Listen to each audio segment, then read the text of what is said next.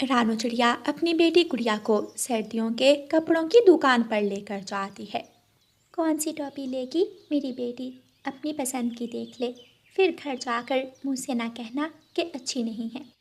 गुड़िया दुकान में लगी सारी टोपियाँ देखती है और उसे एक लाल रंग की टोपी पसंद आ जाती है। मम्मा, मैं वो लाल रंग वाली टोपी लूँगी, मुझे वो ले दें। भाई जी, वो लाल रंग की टोपी कितने की मिलेगी?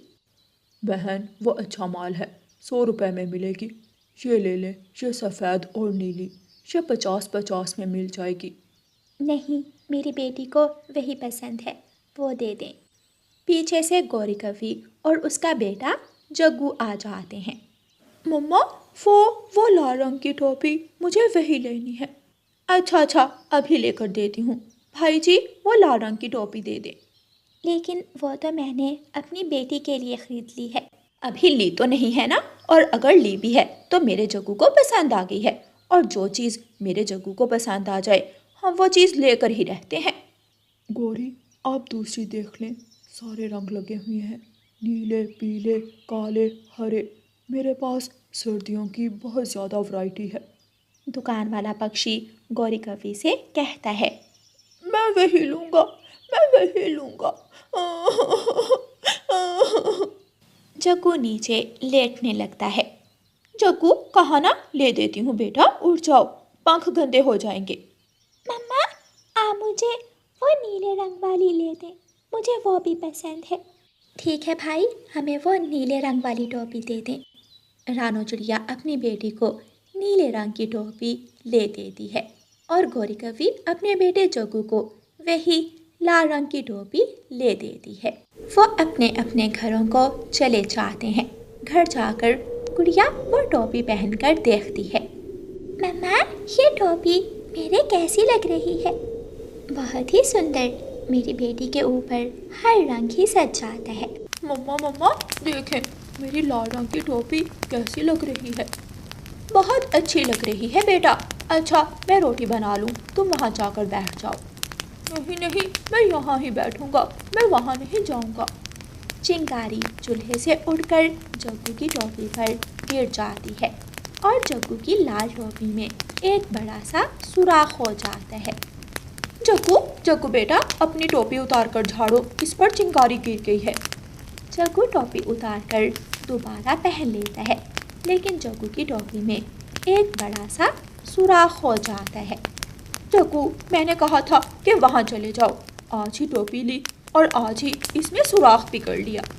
मैं नहीं लूँगा, मैं सुराख वाली फटी हुई टोपी नहीं लूँगा, मुझे नहीं लेनी है। जग्गू बेटा, इतनी जिद ना किया करो, पहले ही चिड़िया से लड़ झगड़ कर ये टोपी ली थी। नहीं लूँगा, नहीं लूँगा। जग्गू अपनी टोपी उतारकर फेंक देता है। अच्छा अच्छा, चुप कर जाओ, मैं जाती हूँ दोबारा दुकान पर और देखती हूँ अगर वो इस टोपी को बदल दे तो। गौरी कवि वह टोपी उठाकर दुकान पर जाती है। भाई जी, पक्षियों से धोखा करते हो? बताएं बताएं, मैंने क्या धोखा किया है? इस टोपी में सुराख है, देखो, देख लो। ऐसा नहीं हो सकता, ये सुराख तुमने घर जाकर किया है या फिर तुम्हारे बेटे जग्गू से हो गया है। मैं अपना माल देख कर लगाता हूँ, ये टोपी पहले ठीक थी। तो क्या मैं झूठ बोल रही हूँ? तो और क्या सच बोल रही हो? तुम्हारे जैसी कितनी ही आती हैं मेरे पास दिन में। जाओ, ले जाओ ये टोपी उठाकर, इसकी वापसी या तब्दीली नहीं होगी। गौरी की दाल नहीं गलती और गौरी कवि वहाँ से चली जाती है। गौरी कवि रानू चिड़िया के घर जाती है और टोपी में सुराख वाली जगह अंदर की तरफ करके रानू चिड़िया से कहती है। जग्गू वहाँ दुकान पर जिद कर रहा था और घर जाकर रोने लगा है। जग्गू मेरा बेटा बहुत नरम दिल का है। रोने लगा है? लेकिन वो क्यों? कहता है ये लाल रंग की टोपी मेरी बहन गुड़िया को पसंद थी, मैंने बहुत गलती की ये लाल टोपी लेकर। अब मुझे भेजा है कि मैं ये लाल टोपी गुड़िया को देकर वो नीले वाली ही ले आऊँ। नहीं नहीं आंटी, अब मुझे यही पसंद है। गुड़िया बेटी, अगर बदलनी है तो बदल लें, मुझे मालूम है आपको लाल रंग बहुत ज़्यादा पसंद है। मम्मा, बदल लूँ? हाँ, कहा ना, आप ये टॉफ़ी ले लें। जग्गू को भी अपनी गलती का एहसास हो गया है। गौरी कवि गुड़िया को वो फटी हुई लाल रंग की टोपी दे देती है और उसे नीले रंग की टोपी ले लेती है। जग्गू अपनी नई टोपी लेकर खुश हो जाती। दूसरे दिन गुड़िया अपनी टोपी सर पर पहनकर नदी पर चली जाती है। वहाँ गुड़िया की सहेली मीना बैठी हुई थी। गुड़िया गुड़िया, आपकी टोपी में तो एक बड़ा सा सुराख है। क्या? ये कैसे हो सकता है? गुड़िया टोपी उतार कर देखती है। जग्गू कवि और गौरी आंटी ने मुझे धोखा दिया। खराब टोपी मुझे देकर मेरी नई ले ली। मैं अभी उनके घर जाती हूँ। गुड़िया रोती हुई गौरी आंटी के घर जाती है। आंटी, इस टोपी में तो सुराख है, मैं ये नहीं लूँगी। चल चल, हमें पागल ना बना। टोपी में सुराख खुद किया और आ गई हो हमारे वाली लेने। ये झूठ है, आपने मुझसे धोखा किया है। गौरी कवि कहाँ मानने वाली थी। गुड़िया रोती हुई अपने घर चली जाती है। अच्छा बेटी, अब चुप कर जाए। मेरे पास अब इतने पैसे नहीं हैं कि मैं आपको नई टोपी लेकर दे सकूं। ऐसा करो, अपनी नानों के पास जाओ और नानों से रफू करवा लो। मैं जा रही हूँ मम्मा, मैं अपनी नानों से ये टोपी ठीक करवा लूँगी। गुड़िया उड़ती है और दूसरे जंगल अपनी नानों के घर चली जाती है। गुड़िया अपनी नानों को सारी कहानी सुनाती है। और अब उन्होंने मेरी टोपी लेकर मुझे सुराख वाली दे दी। गुड़िया बेटी, मेरे पास सफ़ेद रंग का धागा है। मैं सफ़ेद रंग के धागे से इस टोपी को रफू कर देती हूँ। सफ़ेद और लाल का कंट्रास्ट बहुत अच्छा लगेगा। ठीक है नानो, जैसे आपको अच्छा लगे। गुड़िया की नानो गुड़िया की टोपी का सुराख बंद कर देती है और सफ़ेद धागे से रफू कर देती है और गुड़िया खुशी खुशी अपने घर चली जाती है। कुछ दिनों बाद जंगल के सभी छोटे पक्षी गुड़िया, जग्गू, कीकी और छोटा मिठू जंगल घूमने निकलते हैं। वो सब झरने के पास बैठे हुए थे। सभी ने अपनी अपनी टोपियाँ पहनी हुई थी। देखो देखो, गुड़िया की टोपी फटी हुई है। गुड़िया ने अपनी टोपी सिलाई करवाई हुई है। तो तुम्हें क्या? तुम्हारे पेट में क्यों दर्द है? चलो सब पहाड़ों पर जाते हैं। वो सब पहाड़ों पर चले जाते हैं। चीलू अपनी मम्मा से जिद कर रहा था। मम्मा मम्मा, मैं नीले रंग की टोपी लूँगा। मुझे नीले रंग की टोपी ही लेनी है। मेरे चीलू बेटे, मैं सभी दुकानों पर देख आई हूँ, नीले रंग की टोपी कहीं भी नहीं है। मैं तो नीले रंग की ही लूँगा, मुझे नहीं पता। चीलू सुबह से रोए जा रहा था और नीले रंग की टोपी लेने की जिद कर रहा था। चील अपने घर से निकलती है। जाते जाते माही चील जग्गू कवि के सर पर नीले रंग की टोपी देख लेती है। माही चील वहाँ जाती है। ओए छोटे कवि, ये अपनी टोपी उतार कर मुझे दे दो। नहीं दूंगा, नहीं दूंगा। आंटी चील, आप गुड़िया की टोपी ले लें, या फिर छोटे मिठू की, या फिर कीकी की ले लें। मेरे चीलू को इसी रंग की टोपी लेनी है, नीले रंग की। मेरा चीलू ऐसी ही टोपी मांग रहा है। चील जग्गू कवे से उसकी टोपी छीनकर ले जाती है। सब डरे हुए थे, कोई कुछ नहीं कर पाता। जग्गू रोता हुआ अपने घर जाता है। मम्मा मम्मा, मारे, उसे मारे, उसने मेरी टोपी छीन ली है। कौन है वो? कौन है वो? मैं छोड़ूंगी नहीं उसे। एक बार मुझे उसका नाम बताओ। चील। मम्मा, चील ने मेरी नीली टोपी छीन ली है। चील? ना बेटा ना, मैं चील से लड़ाई नहीं कर सकती, ये मेरे बस का काम नहीं है। मैंने गुड़िया से धोखा किया, दुकान पर जिद की और फिर बाद में अपनी फटी हुई टोपी देकर उसकी नीली टोपी ले ली, इसीलिए मेरे साथ ऐसा हुआ है।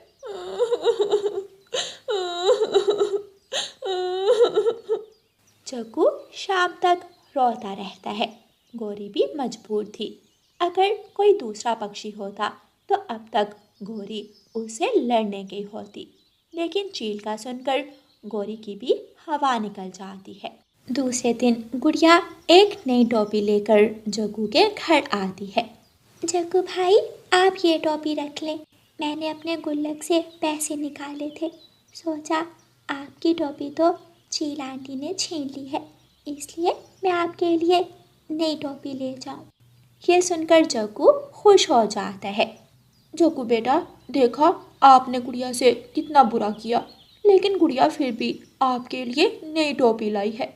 लेकिन मम्मा, फटी हुई टोपी गुड़िया को देने का आइडिया आपका ही था। गुड़िया बेटी, मैं आपसे अपने किए की माफ़ी मांगती हूँ, जो हुआ उसे भूल जाओ।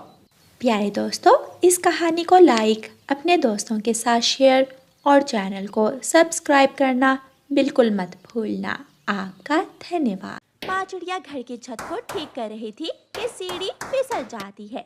माँ चिड़िया सीढ़ी से नीचे गिरती है। गुड़िया, गुड़िया बेटी, जल्दी बाहर आओ, मैं सीढ़ी से गिर गई हूँ। रानू चिड़िया की बेटी गुड़िया भागी भागी घर से बाहर आती है। ये क्या हुआ मम्मा? आपका तो पंख घायल हो गया है। मुझे पता ही नहीं चला कि कब सीढ़ी फिसल गई। मैंने आपसे कहा भी था कि छत का काम कल करेंगे। मुझे घर लेकर चलो बेटी। गुड़िया मम्मा को घर ले जाती है और घोंसले में लिटाकर ऊपर कपड़ा डाल देती है। मम्मा, ज्यादा चोट तो नहीं है? क्या दर्द भी हो रहा है? नहीं, ज्यादा दर्द नहीं है, मैं बच गई हूँ, बस थोड़ा पंख घायल हुआ है। आप जल्दी से जाओ और कबूतर चाचा की दुकान से सब्जी ले आओ। गुड़िया टोकरी उठाती है और कबूतर चाचा की दुकान से सब्जी लेने चली जाती है। कबूतर चाचा, आलू और मटर दे दें। गुड़िया बेटी, आपकी मम्मा नहीं आई, आपकी मम्मा कहाँ है? चाचा जी, मम्मा तो आज सीढ़ी से गिरकर घायल हो गई। बस तो गई हैं आपकी मम्मा? हाँ, अब ठीक है, बस पंख घायल हुआ है। गुड़िया कबूतर चाचा से सब्जी लेती है और अपने घर चली जाती है। बेटी, मटर के दाने निकाल कर धो लो और आलू भी साफ कर लो। गुड़िया सब्जियां तैयार करती है और प्याज काटती है। मम्मा, ये प्याज काटते समय आंखों से इतना पानी क्यों आता है? गुड़िया बेटी, इसे काटने से पहले थोड़ी देर ठंडे पानी में रख लिया करो, फिर ऐसा कम होगा। मम्मा, क्या आप सब्जी बना लेंगी? नहीं बेटी, मेरा तो पंख ही नहीं हिल रहा। आप ऐसा करें, हरियाली तोती को बुला लाएं। ठीक है मम्मा, मैं अभी हरियाली आंटी को बुला कर लाती हूँ। और फिर गुड़िया हरियाली आंटी को बुलाने चली जाती है। गुड़िया बेटी, आपकी आंटी तो कल से दूसरे जंगल गई हुई है। ओहो, अब क्या होगा? कौन बनाएगा हमारी सब्जी? गुड़िया बेटी, मेरे घर में दाल पड़ी है, वो ले जाओ आप। नहीं अंकल, मेरा आज दाल खाने का मूड नहीं है। गुड़िया वहाँ से चली जाती है। मम्मा, हरियाली आंटी तो कल से दूसरे जंगल गई हुई है। तो आप घर क्यों आ गई? गौरी आंटी को बुला लाती। ये तो मैंने सोचा ही नहीं, मैं अभी जाती हूँ। गुड़िया जल्दी से उड़ती है और गौरी आंटी के घर जाती है। गौरी आंटी अपने घर में सब्जी काट रही थी। आंटी आंटी, मम्मा सीढ़ी से गिर गई है। हाय, मैं मर गई, बच तो गई है रानो। हाँ, लेकिन मम्मा का पंख घायल हुआ है, मुझे मम्मा ने भेजा है। आंटी, आप आकर हमारी हंडिया बना दें। रोटी कौन बनाएगा? पता नहीं, मुझे तो मम्मा ने हंडिया का ही बोला था। जग्गू बेटा, अब सब्जी बनाने का क्या फायदा? मैं चिड़िया से ही थोड़ी सब्जी ले आऊंगी। मम्मा मम्मा, मैं भी साथ जाऊंगा। नहीं, तुम घर में ही रहो, और अगर तुम्हारे पापा आए तो उन्हें बता देना कि मम्मा चिड़िया आंटी के घर गई हैं। गौरी कव्वी गुड़िया के साथ चली जाती है। मुझे तो गुड़िया ने बताया। रानो, तुम भी हर काम में जल्दी करती हो। मैंने तो कोई जल्दी नहीं की, वो तो सीढ़ी फिसल गई थी। कहाँ है सब्जी? रसोई में चली जाओ। गुड़िया, आप ही गौरी आंटी की हेल्प करवाओ जाकर रसोई में। नहीं, मैं कर लूंगी। गौरी रसोई में चली जाती है और आग जलाकर हंडिया चूल्हे पर रखती है। हंडिया थोड़ी देर बाद तैयार हो जाती है। जग्गू कौवा भी रोता हुआ वहाँ आ जाता है। आंटी आंटी, मम्मा कहाँ है? मैं यहाँ हूँ मेरे जग्गू, क्या हुआ? गौरी भागकर रसोई से बाहर आती है। मम्मा मम्मा, मुझे पापा ने मारा है। वो बुढ़ा रुकता ही नहीं, जब देखो मेरे जग्गू को मारता रहता है। मैंने कहा मुझे भूख लगी है तो मुझे मारा पापा ने। चुप कर जाओ मेरे बेटे।